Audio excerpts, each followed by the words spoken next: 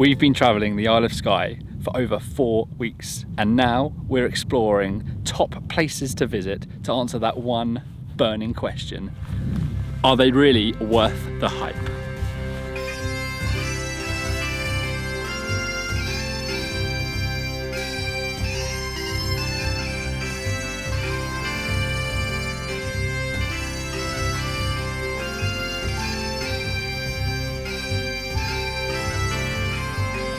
So in this video, we're going to go over the top trending places on the Isle of Skye, but we're not just going over how beautiful they are, but also the affordability, accessibility, and whether they really live up to expectations. Plus, at the end of this video, we will be revealing our all-time favourite location on the Isle of Skye. It is our favourite place to visit here. And why you need to add it to your 2024 travel bucket list. But for now, we are kickstarting things off with the most iconic and probably the most popular place on the Isle of Skye. Located in the north of the Isle of Skye, this iconic rock formation is one of the most famous landmarks of the UK, attracting over 200,000 visitors every year. Created by an ancient landslip, this natural rock formation protrudes out of the cliff face at a height of 535 metres, and legend has it that the pinnacle is said to be the thumb of a giant who is now buried underground. This is the Old Man of Storr.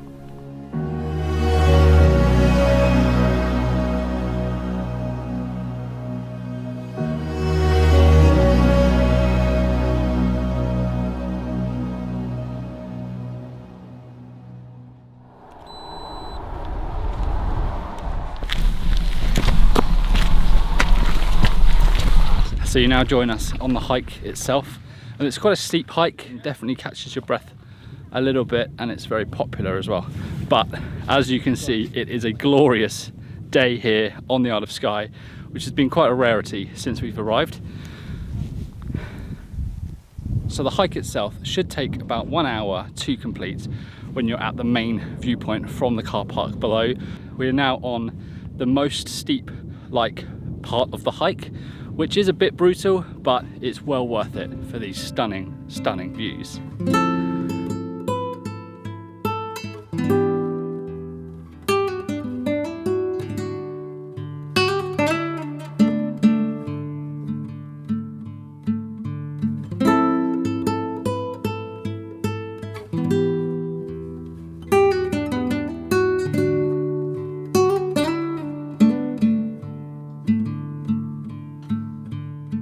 There's one thing to note is that the hike itself is rocky. It's like a gravel track, but no less, it's definitely an enjoyable one, and a lot of people come up here and complete it all year round. However, these high tourism levels do put quite a lot of strain on the landscape, especially the paths, which were actually upgraded recently. Otherwise, it is really geared up to all the tourists and visitors. There's a really big car park at the bottom with loads of spaces, although I can imagine that it would still get really busy in the high summer season. There is public transport links here from Portree. We noticed a bus earlier stop and pick up some people, which is really great, makes it a lot more accessible. Being here under these insanely huge cliffs that kind of just tower over you, it really gives you a sense of scale and how tiny we really are as humans. Yeah, it's definitely somewhere that I think's worth the hype.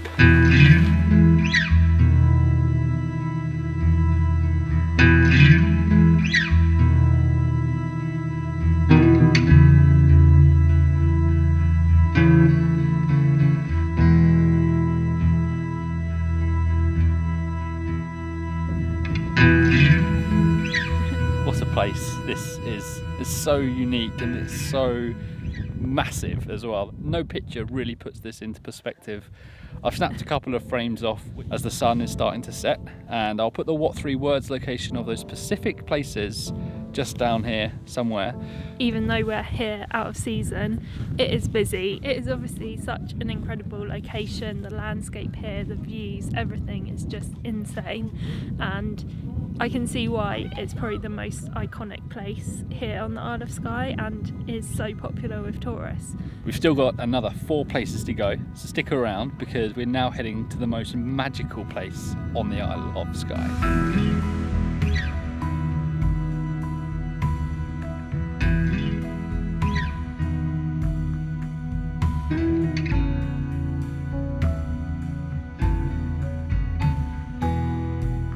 So as a photographer, or an amateur photographer, I would say that the best time to visit the Storr would be for sunrise.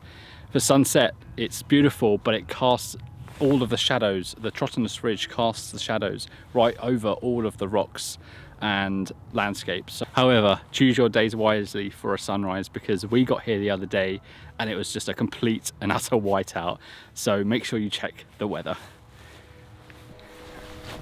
Our next location takes us along the winding A87 road towards the isolated southwest of the Isle of Skye.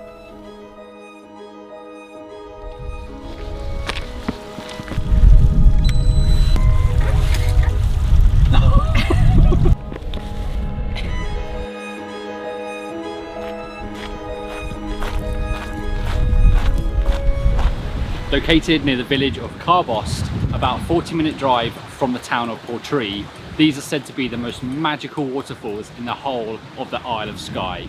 These are the Fairy Pools.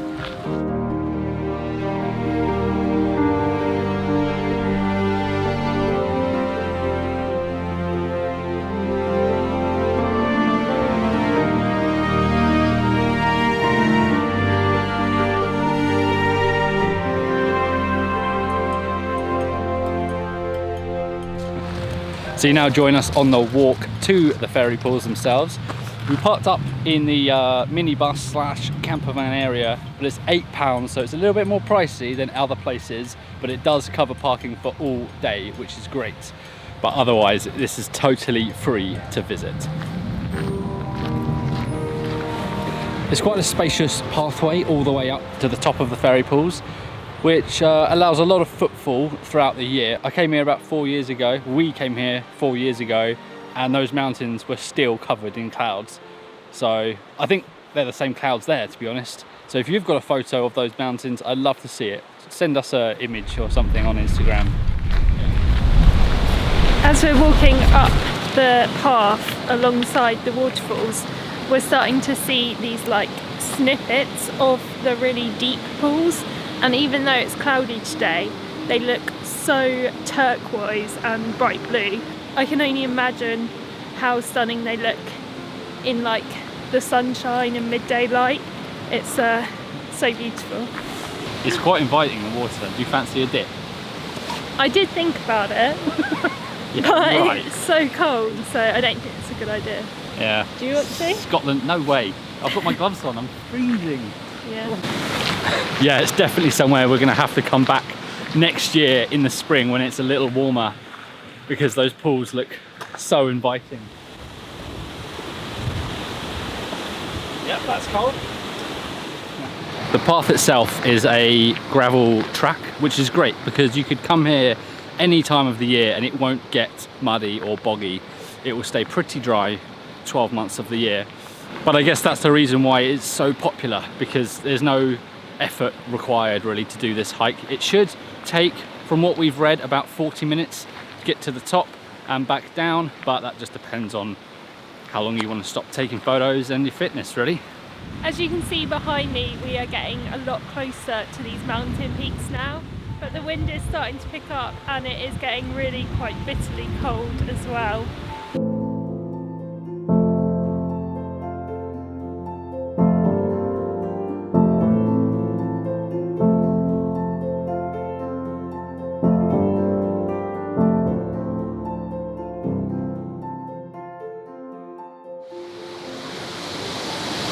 It really is such a magical place here. Yeah. Do you believe in fairies? I have to say yes, don't I? Because otherwise, yeah, I believe in fairies. Sure. Oh, there's one. So here we are at the point which marks our end point of this walk. It's an easy walk up to the, I say viewpoint, the whole thing's a viewpoint really, but it's so tranquil, it's so beautiful. I already want to come back here in the summertime, mainly to see it at its kind of peak conditions, because if you come in midday with really good light, then the pools really light up from the pictures we've seen online. Although I would be wary coming in summertime because of the midges, and being near the water I think they can be quite kind of annoying. And I would also like to try swimming here because you can swim in the pools, but today it's way too cold. So that is 2 magnificent places done, and now we're on to what's been voted the best place to watch the sunset on the whole of the Isle of Skye. Our journey leads us further west into the even more remote areas of Skye, where the track roads become just a few meters wide and whitewashed houses freckle the lush green countryside. Cautiously navigating down the narrow lanes and track roads, it wasn't long before we found ourselves encountering some of nature's woolliest of traffic. It's whilst driving these winding lanes where you'll have the most luck spotting another iconic animal wandering around. This is, of course, the much-loved Highland cow. I think he's, I'm ready for my photo, Mr. DeVille.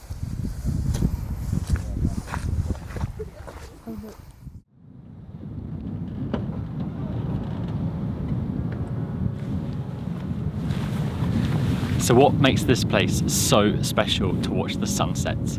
Well, due to its location at the most westerly point on the Isle of Skye, this incredible landscape peninsula protrudes out over the water towards the Outer Hebrides. So as the sun begins to set behind those islands, it just creates a beautiful, beautiful sunset, bringing landscape photographers from around the world to capture it. However, this isn't just a viewpoint, this is the Neist Point Lighthouse.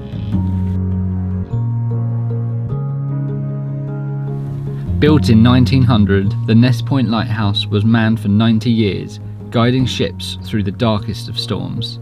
It sits at 43 metres above sea level, and on a clear day, the illuminated beacon can be seen from almost 30 kilometres away.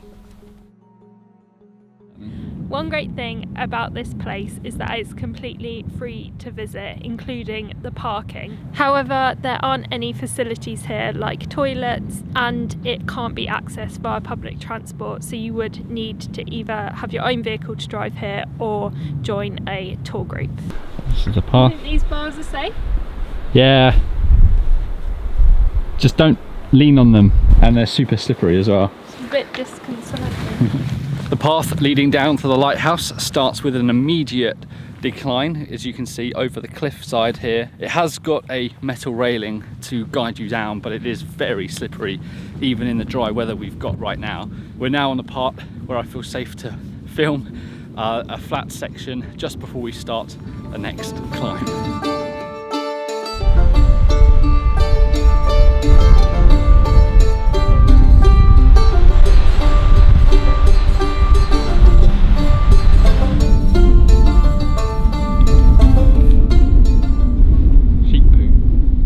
Everywhere. In fact, there's 100,000 sheep on the island and only 10,000 people. That's a fact for you. As you can see, we are here on a really clear, beautiful day, although it is super cold. But one thing that you should definitely be wary of if you do plan on visiting here, just to be careful, because some parts of the path are really close to some steep cliff edges and are quite exposed. Not all of it has railings all the way along, and as you can see, they've had better days for sure. Oh my god, what's happened here? Oh, that can't have been just the wind, surely. I don't know. It's more of a trip hazard than anything, isn't it?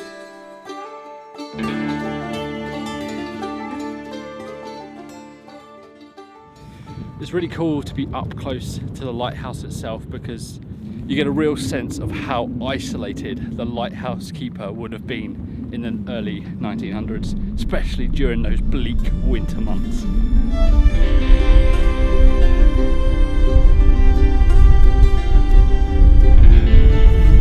could stay here at one point. They did open it up as like an Airbnb, but for now it is completely padlocked up. All of the fences surrounding the lighthouse have huge padlocks on, and it's not accessible to any members of the public. And it has got a bit of an eerie feel to it, to be honest. There is, I don't know if you can see behind me, the window with the half-drawn curtain. In the summertime, it's one of the best places, apparently, on the whole of the Isle of Skye to see whales, dolphins, and basking sharks. I think that's how you say it. I don't know. All right, Attenborough. You can also fish off the end of the cliffside, and we've seen some people fishing right now. You've got like the waves crashing up. It looks like quite a spot to go fishing. Plus, apart from those fishermen, there's no one else here. So we are all on our own.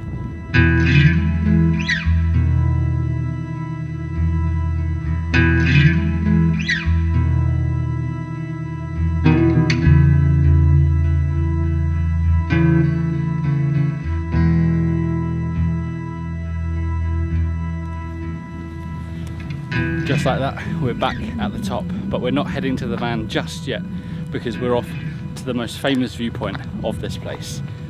I'm not sure we're going to get much luck tonight with the sunset because you can see how overcast it is, but nevertheless the view from this point is amazing.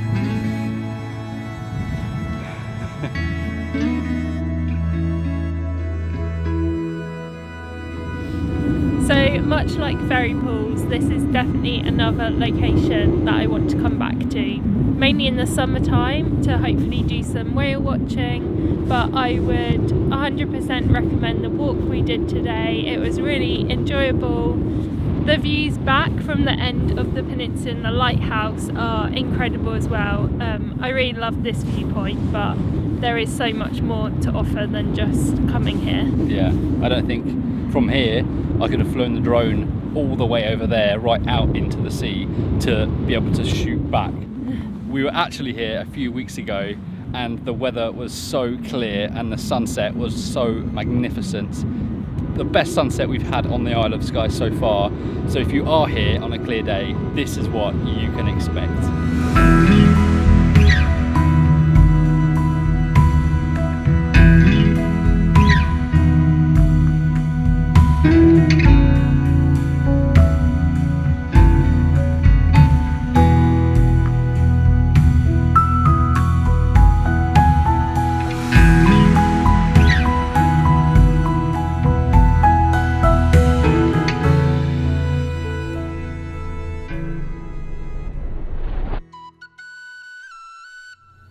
Located in the northwest of Skye near the port town of Uig, this fourth trending spot is the most accessible to visit. Hidden away in the valley, this lesser known natural landscape is steeped in myth and legend that makes you feel like you've stepped into a fairy tale movie. This is the Fairy Glen.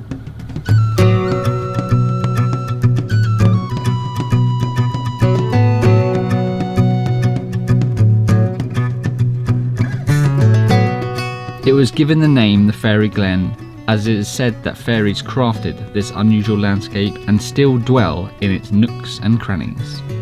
In reality, this unusual landscape formation was formed by an ancient landslide and shaped by the glaciers over the ages. Already into the pathway, just overwhelmed by the sense of magic and mystery, and made even more so with all this low-hanging fog and this low-hanging cloud. It's quite the place, actually. So it's really not a long walk at all up to the main bit of Fairy Glen. There's this main kind of stone gravel path that you can follow all the way from the car park, and it's really quite accessible. There are a couple of kind of steep uphill bits, but they are quite short. So I would imagine that it is fairly family friendly. So if you've done any research on this place or ever thought about visiting here before, you would have seen that There's apparently a castle here called Castle Ewen. Well, there isn't actually a castle here, much to my disappointment really. There's this rock formation. This is what's called Castle Ewen. I don't know why it's named a castle, but you can actually climb it, so we're gonna give it a go now.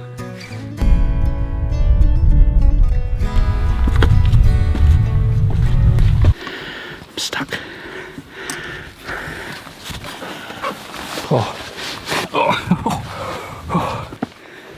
Couldn't do that after Christmas, I tell you.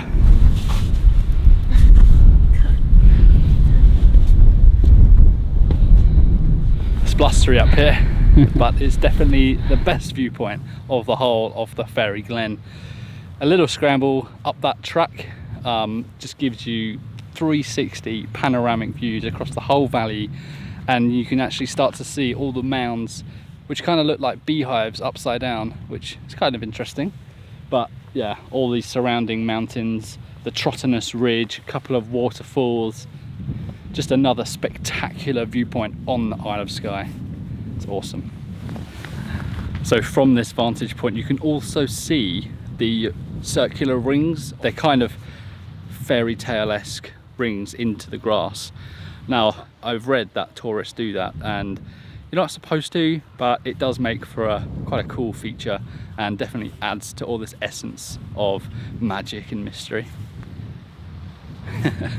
However, if you don't fancy the climb up the castle but still want to get the views over Fairy Glen, then there's this mound that we're standing on now, just opposite it, and you can see the kind of circles in the ground that Tristan mentioned just below.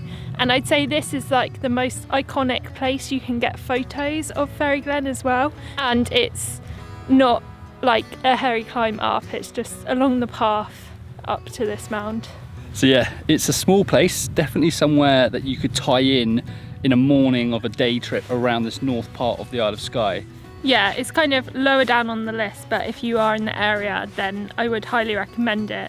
And it's just a really unique and unusual landscape that I haven't seen anywhere else, anywhere really. And it's generally a lot quieter than the other places as well. I guess it's maybe a slightly lesser known, lesser visited place than the other spots that we've explored in this video so far. Yeah. So we're now on to our fifth and final spot of the top trending locations on the Isle of Skye. If you can guess what the final spot is, then drop it in the comments below. For our final trending spot on the Isle of Skye, we head north and up the East Coast Road towards the summit of the Coconutsandcamels Ridge. As soon as you turn off and head up the winding, rugged track, the iconic cliffsides and jagged peaks immediately start to tower over you. Voted to be one of the most impressive scenes of Europe, this natural phenomenon protrudes out of the ancient earth at over 540 meters high, captivating visitors from all over the world. This is the Quiraing.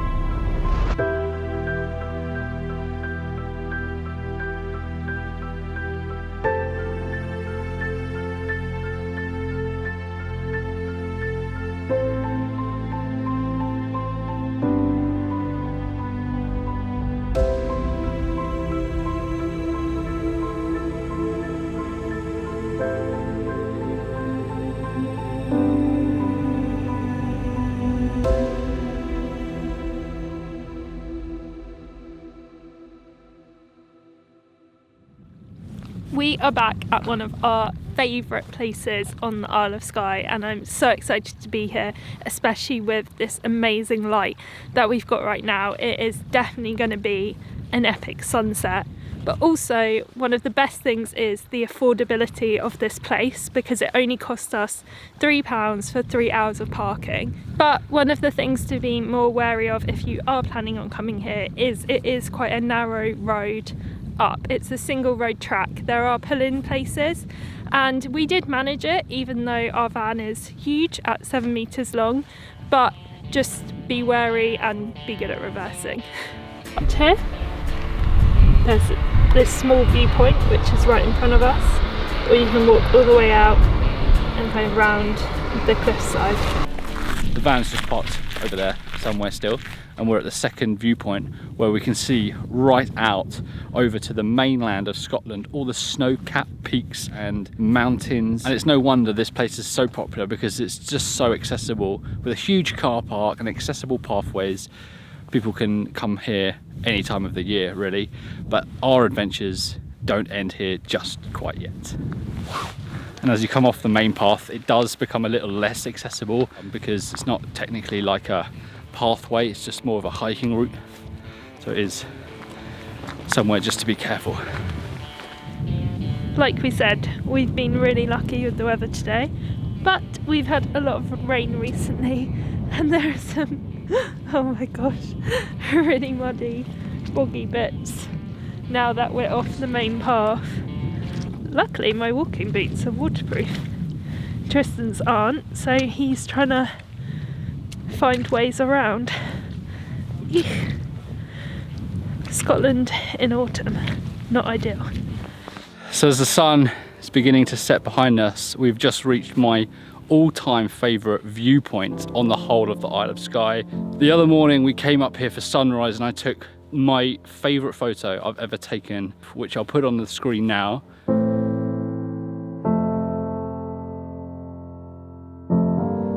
And if anyone's interested, it is available as a print right now on Stan's shop. I'll put a link in the bio. We've walked for about 20 to 30 minutes from the car park and we finally can't see the van anymore. But you can see behind me more incredible views of the Quiraing here.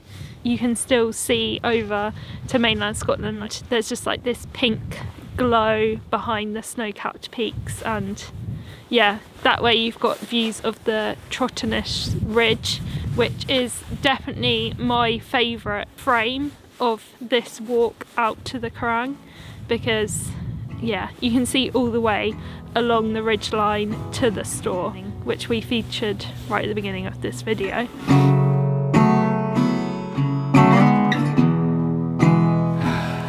This really is a place of beauty, magical scenery, and it makes you feel really small as well. Once the sun set, we've just turned around and just realised how big this whole cliff face is of the Quiraing, and it is just, it's mental how awesome this place is, really. It 100% lives up to the hype and expectations that we have of this place. It is definitely one of the top places to visit on the Isle of Skye, and is our favourite place to visit here. So yeah, if you are in this area of Scotland on the west coast, come to the Isle of Skye, check it out for yourselves, because it is a magical, beautiful place to explore, and there is something for everyone. Yeah, I could definitely live here. We will be back Oh, next for sure. year. The Isle of Skye is the most incredible island, I think, in the UK, as far as we've travelled anyway. There's a lot more of Scotland that we will be exploring in 2024, which we're really excited about. So leave your recommendations on places for us to check out in the comments below. So with a whole lot of adventures to go, don't forget to give this video a like and subscribe to our channel for just more of this, really. See you on the next one.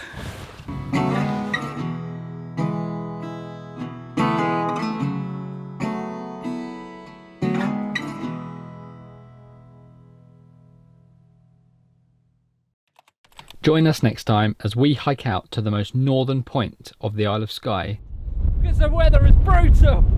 To stay in this remote cliffside bothy.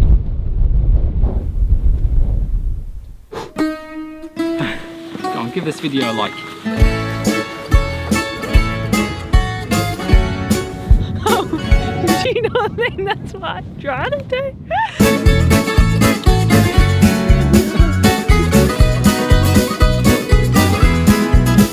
Butterfingers!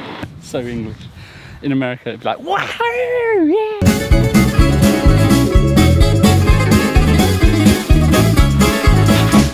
Definitely hitting my B-roll quota for the day.